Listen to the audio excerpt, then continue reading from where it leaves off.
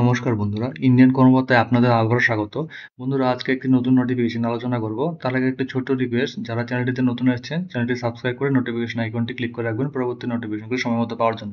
বন্ধুরা, আজকে যে নোটিফিকেশন আলোচনা করব সেটি director general border security force BSF তরফ থেকে বেরোচ্ছে। যারা ডিফেন্স রিলেটেড পরীক্ষার জন্য তৈরি করছে নিজেকে, তাদের জন্য আজকে পোস্টটি।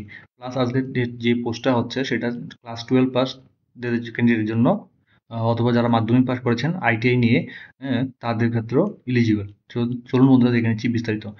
এখানে যে পোস্টগুলি বের হয়েছে সেটা হচ্ছে head constable, radio operator, head constable, radio mechanic. এখানে যে পে স্কেলটা আপনাদের দেওয়া হবে সেটা হচ্ছে পে লেভেল 4 পে ম্যাট্রিক্স, ঠিক আছে, অ্যাজ পার 7 সিপিসি, 25,500 থেকে 81,800 টাকা।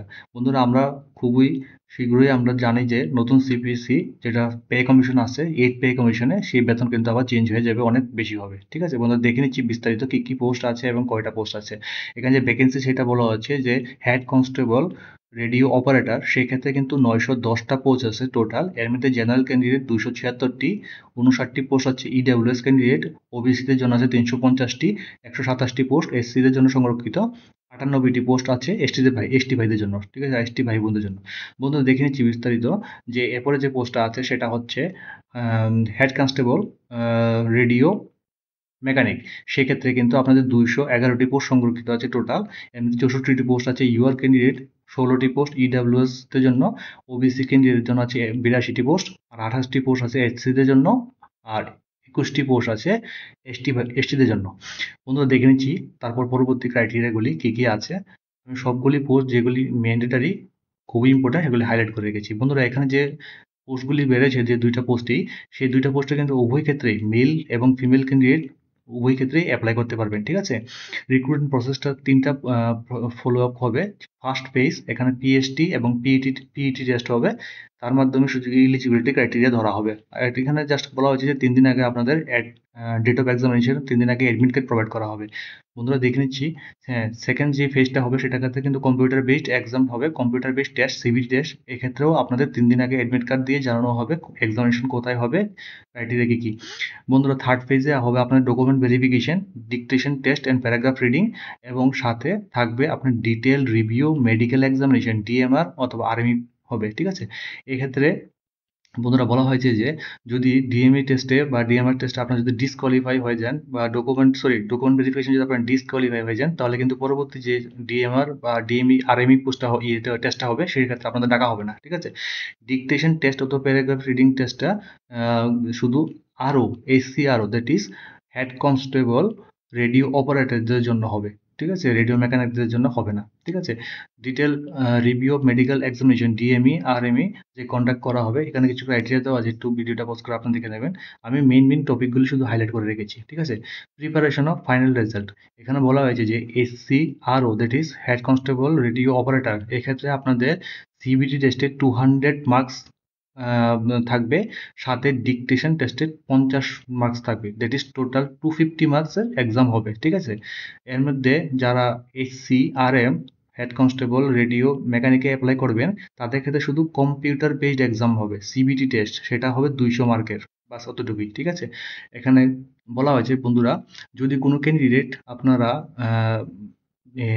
রিল্যাক্সেশন ক্যান্ডিডেট হয়ে থাকেন, সাপোজ কেউ যদি এসসি এসটি হয়ে থাকেন, বা হ্যাঁ, ওবিসি হয়ে থাকেন, যদি আপনারা অ্যাপ্লাই করে থাকেন এবং জেনারেল ক্যান্ডিডেটের সিট নাম্বার স্কোর করে থাকেন, তাহলে আপনাদের জেনারেল আনরিজার্ভ হিসেবে ধরা হবে,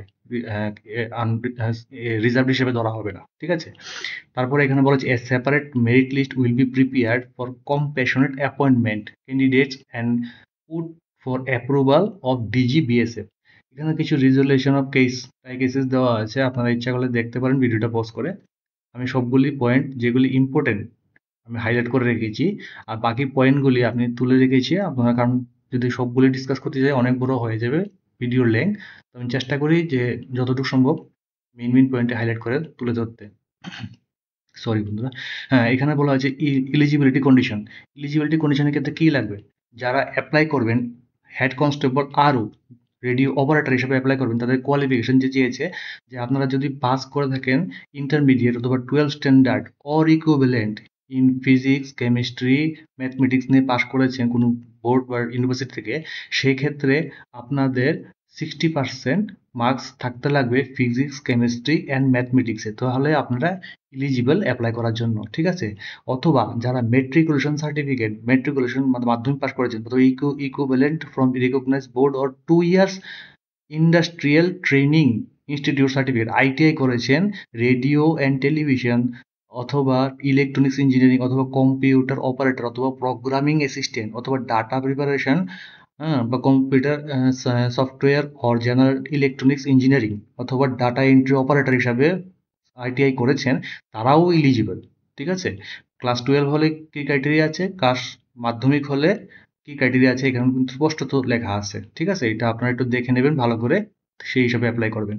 হ্যাঁ, পরবর্তী যে পোস্টটা আছে হেড কনস্টেবল রেডিও মেকানিক, সেই ক্ষেত্রেও কিন্তু class 12 intermediate class 12 physics, chemistry, ম্যাথমেটিক্সে 60% মার্কস লাগবে, কোনো বোর্ড অথবা ইউনিভার্সিটি থেকে পাশ করে থাকেন, অথবা যারা মেট্রিকুলেশন সার্টিফিকেট করেছেন মানে মাধ্যমিক পাশ করেছেন, সাথে আইটিআই করেছেন, radio television, general electronics or computer operator অথবা প্রোগ্রামিং অ্যাসিস্ট্যান্ট অথবা data preparation and computer software অথবা ইলেকট্রিশিয়ান অথবা ফিটার অথবা ইনফরমেশন টেকনোলজি অথবা যারা electronic system maintenance, communication equipment maintenance, computer hardware or network technician, যারা মেকাট্রনিক্স ও data entry operator from recognise institute থেকে পাশ করেছেন, তারাও ইলিজিবল অ্যাপ্লাই করার জন্য বন্ধুরা, ঠিক আছে? এজ লিমিটটা যা দেওয়া হয়েছে বন্ধুরা এখানে, ইউআর ক্যান্ডিডেটের জন্য 18 থেকে 25 বছরের মধ্যে যারা আছেন তারা অ্যাপ্লাই করতে পারবেন, ওবিসির জন্য 18 থেকে 28 বছর, এসসি এসটি ভাই বোনরা 18 থেকে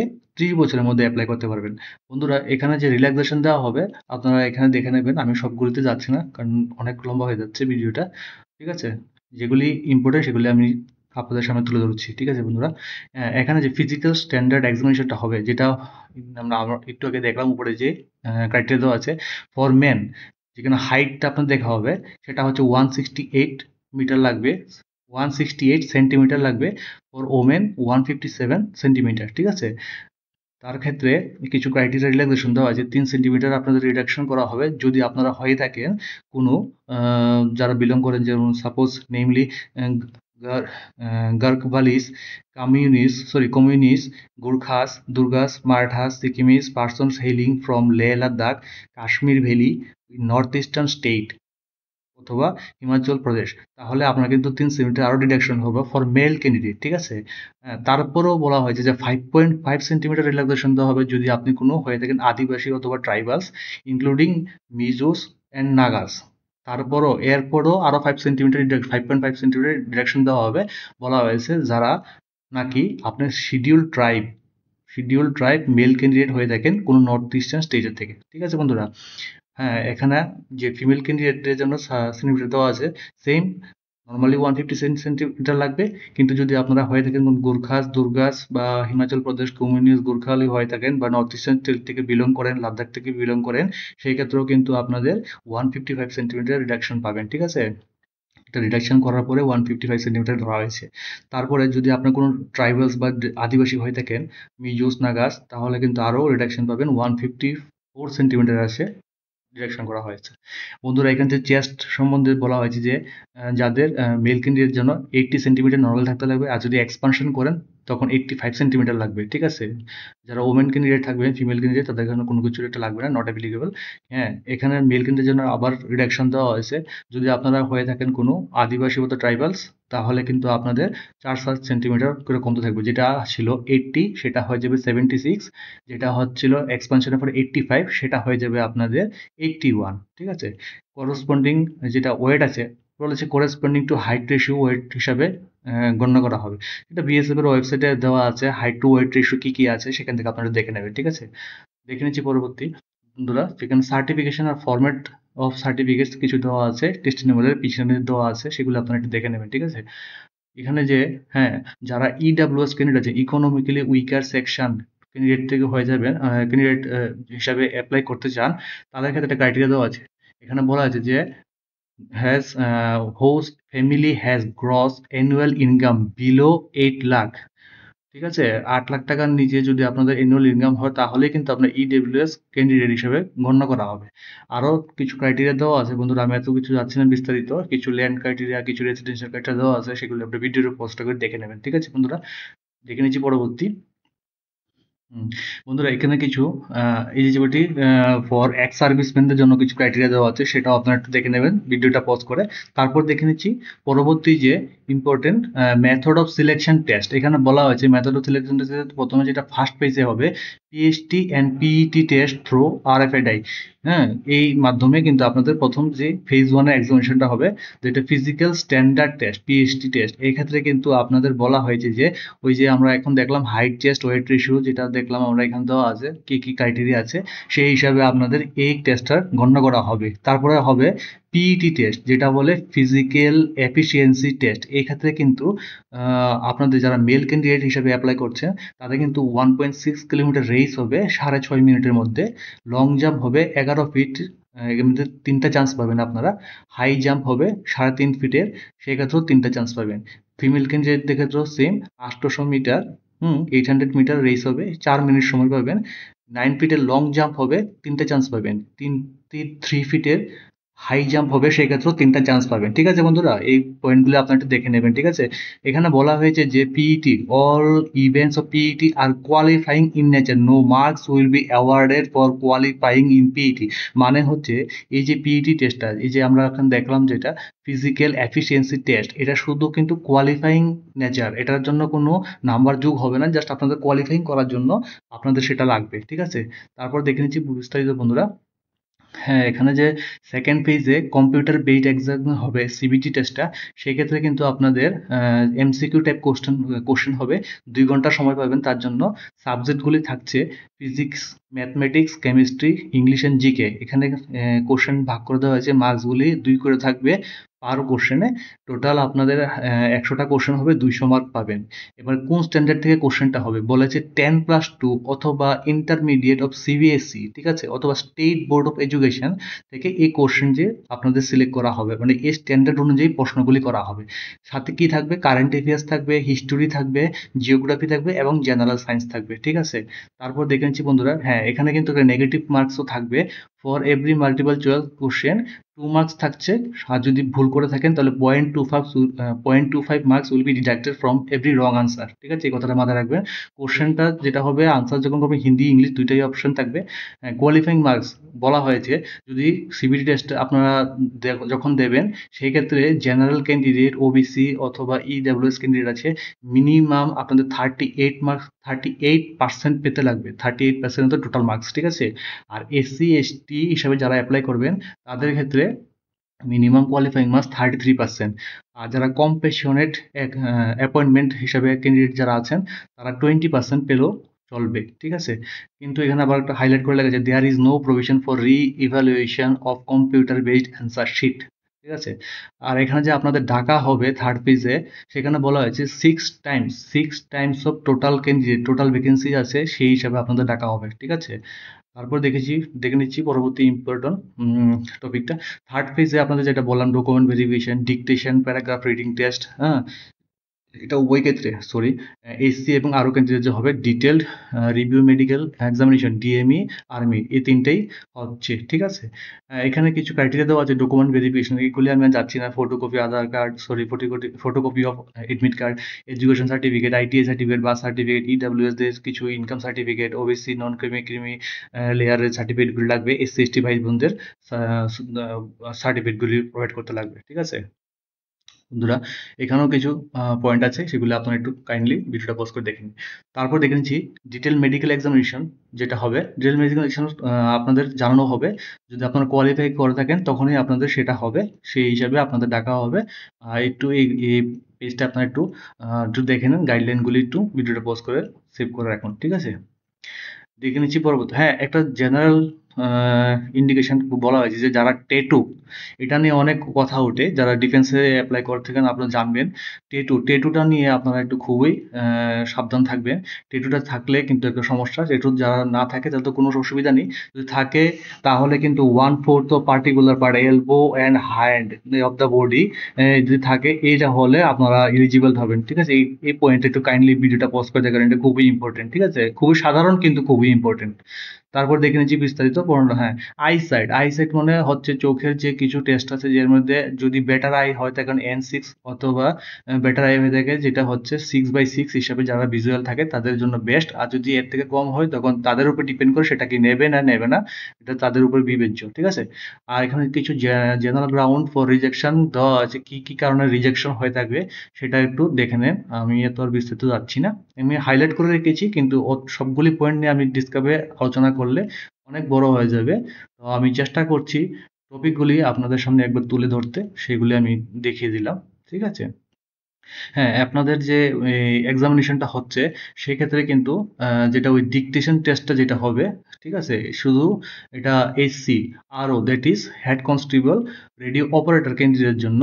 সেই ক্ষেত্রে আপনাদের কিন্তু একটা টেস্ট হবে paragraph reading and sorry dictation test English writing, minimum 150 ওয়ার্ডসের। এখানে কিন্তু আপনাদের 50 নাম্বার হবে। আর প্যারাগ্রাফ রিডিং নিয়ে যেটা হবে সেক্ষেত্রে আপনার কোয়ালিফাইং ইন নেচার থাকবে। এখানে আপনার শুধু প্রনাউন্সিয়েশন, রিডিংস অফ ক্যান্ডিডেট এগুলি চেক করা হবে। ঠিক আছে, আর থাকবে মেইন একটা পয়েন্ট হাইলাইট করে রেখেছে যে এখানে কোয়ালিফাইং মার্কসটা কীভাবে ডিসাইড করা হবে। General, OBC, EWS candidate 38% minimum আপনাদের পাস করতে লাগবে, মানে টোটাল মার্কসের।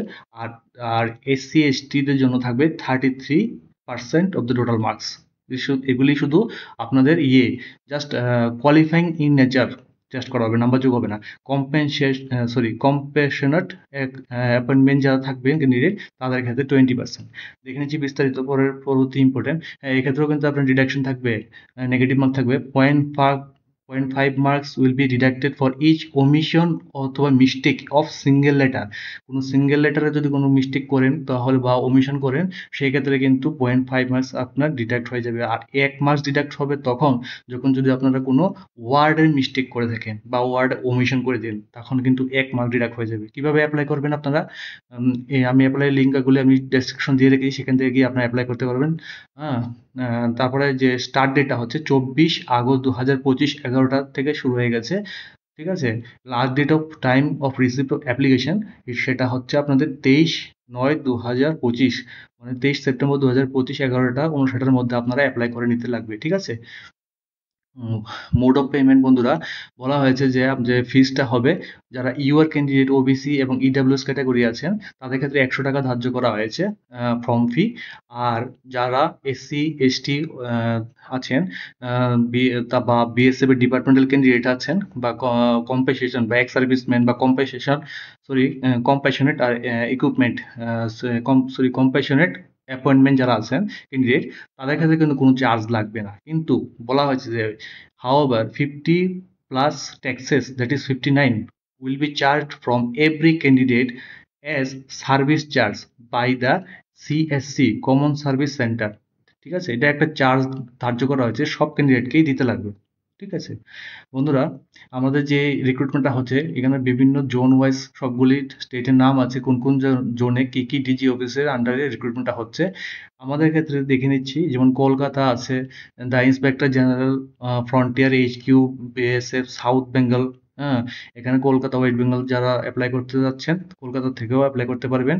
বা Guwahati the inspector general, frontier HQ, BSF Guwahati, হ্যাঁ, পোস্ট অফিস এখানে দেওয়া আছে। ঠিক আছে, যারা গুয়াহাটি থেকে অ্যাপ্লাই করতে চান গুয়াহাটি থেকে অ্যাপ্লাই করতে পারেন। যারা আগরতলা থেকে অ্যাপ্লাই করতে চান, the inspector general, frontier HQ, BSF Tripura, post office Salbagan, Agartala, district Tripura West, Tripura 799012, এখান থেকেও অ্যাপ্লাই করতে পারেন। ঠিক আছে বন্ধুরা, তো আমার দেওয়া ভিডিওটা যদি আপনাদের কোনো কাজে লাগে অবশ্যই বন্ধুরা কমেন্ট করে জানাবেন, সাবস্ক্রাইব করবেন, লাইক ফলো করবেন।